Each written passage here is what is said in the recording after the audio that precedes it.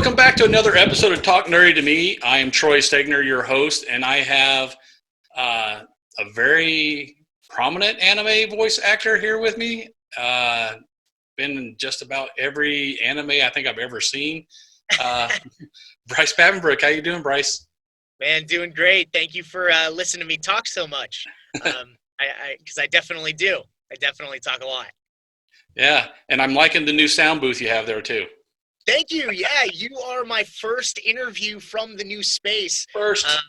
In March when all of this started, I kind of scrambled to put something together that would work. And the best solution we could come up with at the time was build a temporary setup into one of the closets that I had. So I was in this tiny space, just screaming in my closet. And every little sound on the outside, car drives by, there's these wild parrots that live in my neighborhood. And the engineers are like, are there parrots in the takes? What is that? So every little sound would come through, and I'm so happy to finally take the step into a truly professional space. I'm really, really fortunate I was able to do this. And my uncle actually builds sound studios professionally, so I could lean on him to use all his knowledge to really build something of quality. So I'm really lucky I was able to do that. It's always good to have a guy that knows what to do. Oh, for sure. There are so many little details. And I've worked, I grew up as an actor, and I've been in a lot of different spaces and environments recording this stuff. I had no idea how many details go into making this work. And I learned a lot about audio and trying to stop sounds just from this experience. So it's been really, really great. I'm glad I'm out of construction now. Glad to be in here. But it was a great experience seeing this booth come together from just an empty room. And so you did a lot of the work yourself, or had a big hand in a lot of it? I am not much help. I've learned that as well. I am not handy at all. But I did help, hunt down materials. I was part of the planning of this. And you can't see them in the shot right now, but there's these giant doors that I have, glass doors, that are like storm doors. They stop a lot of sound, and they're really, really heavy. So I helped carry these doors up into the booth and get them up there. So I was a little help. Manual labor. Yeah. I put a little sweat into this one. But yeah, I definitely was not doing the majority of the work. I'm not that guy, but it was cool to kind of watch it come together. Oh yeah, like I said, it looks good and sounds good. You got started. I mean, your parents were kind of into the field also. A lot of your dad did a lot, and your mom did some. The voice acting, did that help you at all get started in that? Because I know you have a poli-sci degree with a physics background, which poli-sci is probably interesting right now. Yeah. But did you ever think you were going to get a poli-sci degree and do voice acting? Right. Didn't think it would come together like that. I thought I was going to go to law school. But I grew up in a family of actors, and yeah, both my parents have always been in the industry, and I would love to go to work with my dad. He was working on a show called Power Rangers back in the day. I've heard of it. Yeah, a couple people have heard of that one. So he was a bunch of the monster voices, and he got cast as one of the main bad guys, Rito Revolto, the skeleton dude in one of the early seasons. And I was at work with him, and at the end of one of his sessions, the director's like, "We need a kid's voice," and he just said, "He's a kid, throw him in the booth." So I got thrown in there, and that's how I got started. So didn't go to school to become an actor. Never thought that it would circle back to me, but right before I graduated from UCLA, I was always kind of around it. So I would get auditions from time to time, and I booked something, and then I booked another thing and thought, I'm gonna give this a shot. I'm gonna go for it. And yeah, it's been amazing. I haven't really looked back, and my poli-sci degree has been a beautiful decoration up on my wall that I haven't put to use.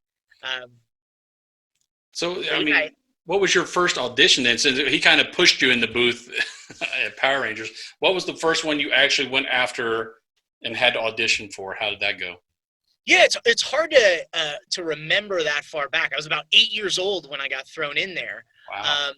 And the thing about auditions that people should understand is you do a lot of them, and it's a numbers game, and you hope like I think of it as buying lotto tickets, and you hope that your number gets called.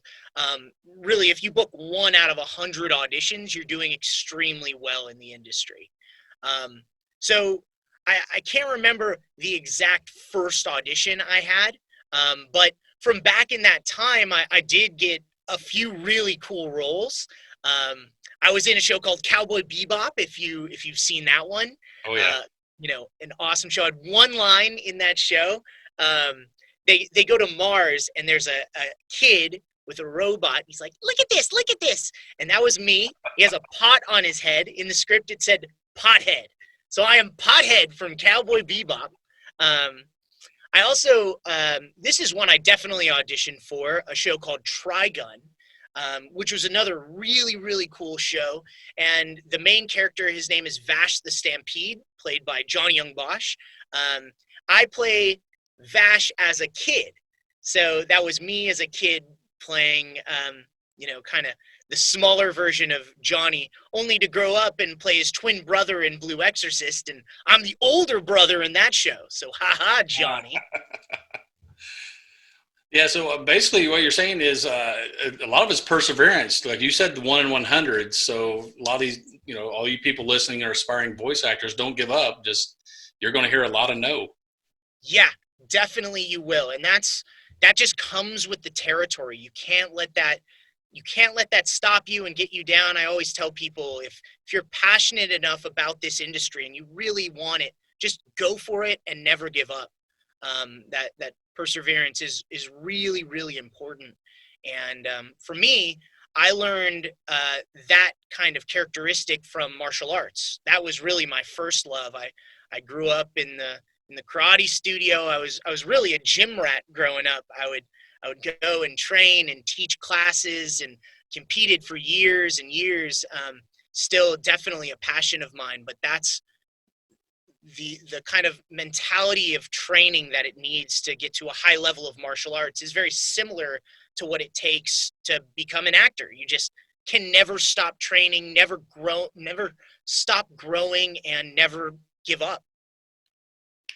Yeah, you mentioned martial arts because I think you do Tang Soo Do mostly and some Muay Thai. I do. If you guys don't know Tang Soo Do, that's the man behind all the memes, Chuck Norris. Yes. That was his Korean style of karate, if I'm not mistaken. You're right. Yeah. And, you're not just a beginner. Last I checked, we were like black belt. Yeah. So. Yeah.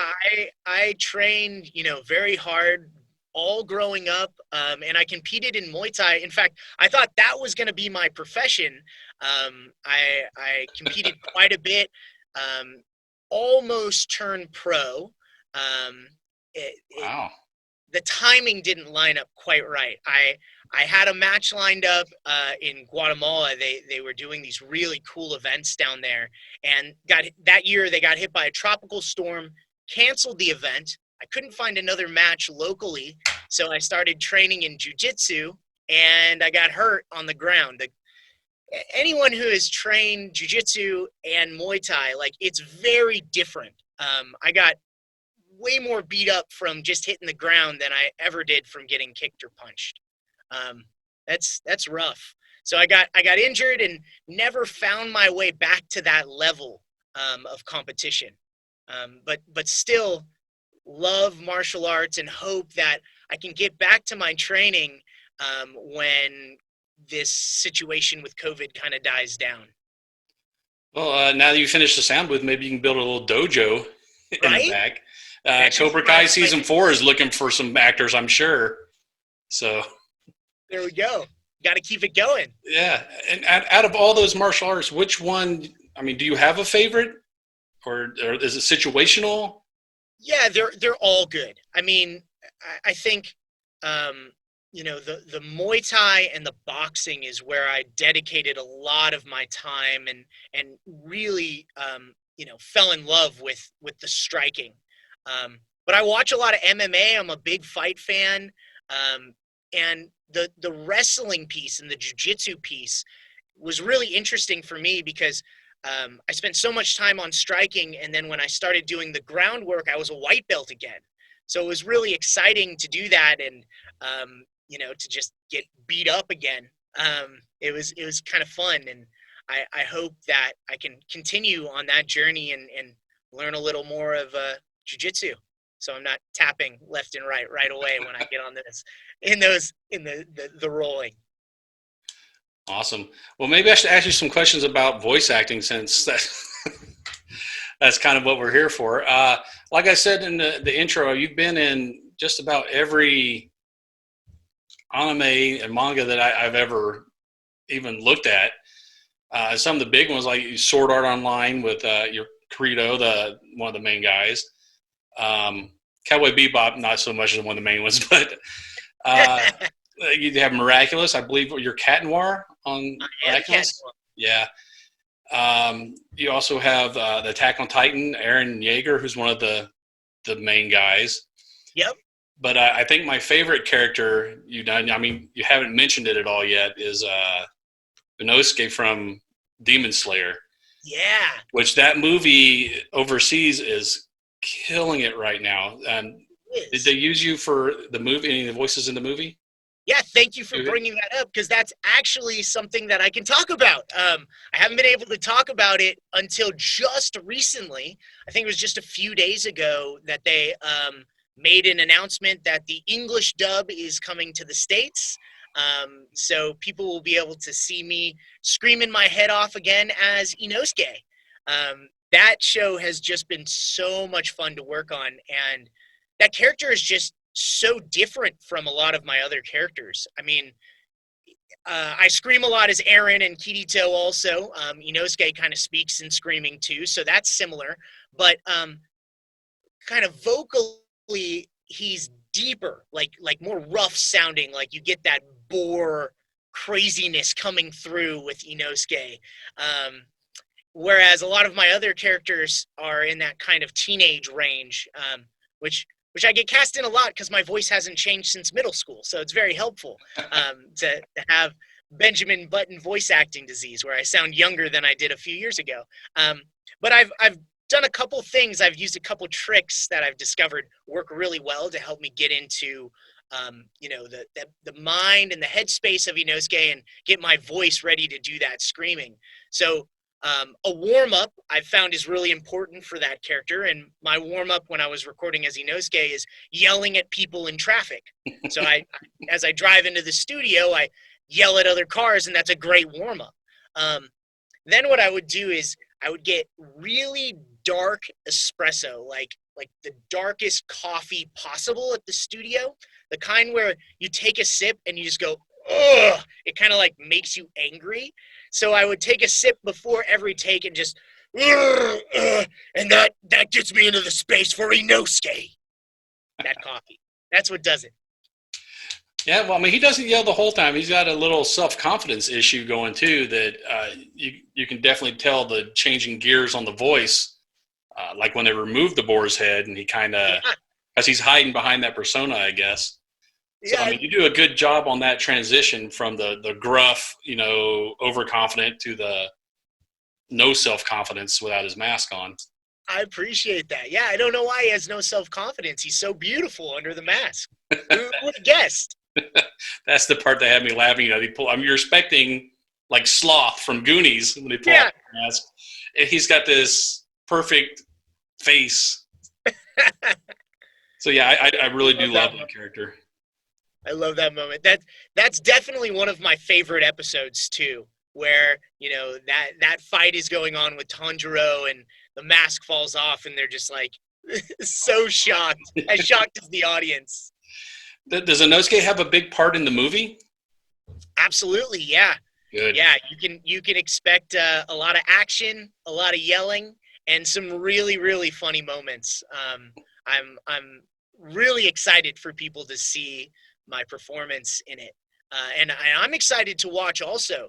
Um, as we're recording these things, we don't get scripts ahead of time. We don't get previews of the movie ahead of time. So like you get thrown in there and you just live in the moment. So I haven't seen the movie yet, so I'm excited to see how all of my interactions come together in the film. I can't wait to check it out. Yeah, I mean, a lot of times you guys aren't even in the same studios, correct? Yeah, absolutely. Especially now, we're not even in the same buildings as the director or the engineers. I mean, I was still in my closet, hanging out there, yelling. The difference now is when I yell, my neighbors won't be able to hear me. I'm sure they could hear me yelling as Inosuke. So now when I watch the movie, I'm going to have that in my head is you sitting in the closet yelling. Yeah, I had some great times in there. I worked on another show that came out since the start of COVID, um, called Seven Deadly Sins. And this latest season of Sins was really interesting because the first half was done in studio, the second half was done out of my closet. And I played two characters in the show: Meliodas, which is the leader of the Seven Deadly Sins, and Zeldris, who's kind of the main bad guy, the head of the Ten Commandments. And in this season, I fight myself. So I was fighting myself from inside my closet. It was awesome, Little fight club going on. right? Wow. That's like I said, I can't even imagine like a day in the voice actor's life because now you're working from home. So um, I don't think people realize how much work goes into just a few minutes of video. I mean, how long does it take you to lay down the sounds for just, one episode? Yeah, it's different every time. So really, it depends on how much your character talks, and then as we're recording, we're watching the picture at the same time. So I'm speaking as my character's talking, and I try not to make it look like Godzilla. So we don't want yes. We're looking for really good sync, and um, that depends on a lot of things. It's really a team effort. So first step is the script adapted well? Was there a professional writer and an experienced writer that has taken the Japanese and then received a translation of it and then adjusted the words so you don't lose meaning, and you're kind of saying the same things, but it fits that timing and that lip sync well. So if you start off with good words, that makes it a lot easier. Then it's all about quality. Do you have a good engineer, a good director? How experienced is the actor in hitting that timing and living in that moment really quickly? How fast can the director get that actor into that headspace? So sometimes it's easy to get there, like you've played the character a lot. Sometimes you haven't. It's really difficult, and you're coming into episode 300. You have no idea anything that's happened before and how you're supposed to fit into the story. So the setup sometimes takes a while. And then it's just a matter of going line by line, moment by moment. We preview in Japanese or in the original language to kind of get an idea for the timing and the volume. Like, my goal isn't to just copy what the Seiyu or the other actor does. I don't want to just emulate them, but kind of take inspiration and know kind of where to start the performance, to start to understand what they need from me. And then it's just trying it and trying it again and trying it again and trying it again. And sometimes the first thing that comes out just works beautifully and they're like, yep, great, moving on. And sometimes it takes 20, 30, 40 times to get one little moment. There's a scene in Sword Art Online where in this particular season called Alicization, Kirito is climbing this giant building. He has a sword kind of in the side of it, and he's holding this other character, Alice, behind him, and they're really, really high up. And they have this back and forth conversation as they're hanging off the side of the building. And I remember we spent a ton of time just getting that perfect. And I wanted it to sound like I was holding somebody. So I had this backpack that I took with me to the studio. I always carry, and I put a bunch of heavy stuff in it, and I held the backpack the entire time I performed the scene. And we kept trying and trying to get this thing right and right. It probably took us an hour to get through just this one moment. And I watched that episode on Toonami, and it went by like this. And I remember it was on, and I grabbed my wife. I'm like, watch this. And it happened. She's like, yeah, that was great. What's the big deal? And I'm like, that was an hour of my life. That 30 seconds right there. That was an hour of hard work. But when you hear it back and it flows and it feels right, all that hard work pays off. And I'm always really appreciative when I have directors like Alex Von David, who directs Sword Art, and Mike McFarland, and so many other great directors that I've been able to work with that truly care and are so passionate about the quality of these dubs, that take the time to make sure that they're right. So I that hard work is awesome. I love being able to do that and take the time to get it right. How strict are they for you staying on script, or do they give you guys some opportunity to ad lib? It depends also. Sometimes, outside of the director and the engineers, sometimes there's producers that are connected with the company in Japan. And some shows, they want to be very true to the original, and they don't want to depart from anything. And sometimes they say, have fun. I worked on a show called Blood Lad.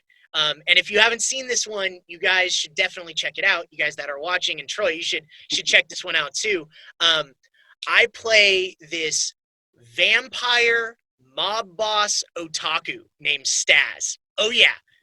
I think it's the closest I'll come to doing a kamehameha in a show. It's hilarious. And day one of the show, they said, so that script, don't even worry about it. You guys have a good time. And like me and the director, like, we were so excited to be able to ad lib and mess around. And a bunch of my ad libs made it into the show. And it's great. And that really makes sense in a show like that, where it's kind of an action comedy, and the jokes wouldn't make sense for an English audience. They'd be funny for someone in Japan watching it, but the audience in English wouldn't get the references, and the timing doesn't quite work out. So when we're able to adjust to make it real funny, it's awesome. It makes the show feel really, really fun. So yeah, Blood Lad is one of them where I just had a good time in there, and a lot of those things came through, and it's funny. Might have to look that one up. Yeah, I think it's on Hulu. I think it's still on Hulu. So, and it's a quick watch. I think there's 12 or 13 episodes. So it's a good one. Yeah, I'm going to have to look that one up. Like I said, you've been on so many different shows. If you had the opportunity to be on any show, any franchise that you haven't already been in, what would you pick and why? Oh man, it's hard to answer that one, because I'm really grateful for all of the work that I get. I said how hard it is to get that work, but kind of dream shows to be on. I grew up watching Dragon Ball Z. Haven't booked anything in that universe. That would be super cool. As a martial artist and a fan of that show, and I know a lot of the people that work on that show, all great people. So I would love to work with them if I get the opportunity. It's hard. I've auditioned for them a few times, but haven't got it. So maybe the stars will align, and one day I'll be on that one. But another show that I'm a big fan of that I would love to be on is SpongeBob SquarePants. A show like that, like a Nickelodeon show that's just so fun and goofy and silly. Working in prelay is also a lot of fun, versus dubbing. dubbing, you're kind of in this creative box because you're watching the picture and you can only do, so much to move away from what's there. They don't change it after you're done. Whereas prelay or original animation, you have full freedom to do kind of whatever you want. So I love doing that work too, and I've been fortunate to work on a number of those kind of projects, but never anything like a SpongeBob. And I would love to do something like that. Wow, so there you go, Nick at Night, SpongeBob. I audition again, like I've read for a bunch of this stuff, and I've come very, very close to having a series like that, where it's original. Actually was cast as a lead in this show, went in, recorded the first episode. The other cast members were just awesome, kind of an all-star lineup. Recorded the second episode. The third episode saw scripts for the first 13, and then it didn't go. It didn't make it. So you can get that close to have something recorded and, be cast and go through all that competition and jump through all those hoops, make it that far, and still you have to be so lucky to have a series make a run and go. So, I'm still auditioning constantly, looking for that right fit, and maybe one day I'll land on it. Hopefully this booth will help me get there. My auditions will definitely sound better. No parrots in the background. Exactly. Yeah. Okay. Well, I just really have one more question. The question I always finish up with, that we ask just about everybody. It might take a little thinking on your part to get the answer on this one. So the last question is cake or pie? Ooh. Oh man, that is a good one. Oh, man, I've had really good versions of both of those. But the one I've eaten recently is cake. Yesterday was my son's second birthday. So he's getting big, time's flying, it's crazy, and we had a really delicious ice cream cake. So that's the one I'll have to go for. Even though I could cheat, my favorite is cinnamon rolls. I don't know if that would fit under cake or pie. That's truly my favorite, but I've eaten more cake than I think pie, so I'm gonna go cake. Cake. And that's interesting too. Is that's another argument? Is cinnamon roll a cake? I don't know.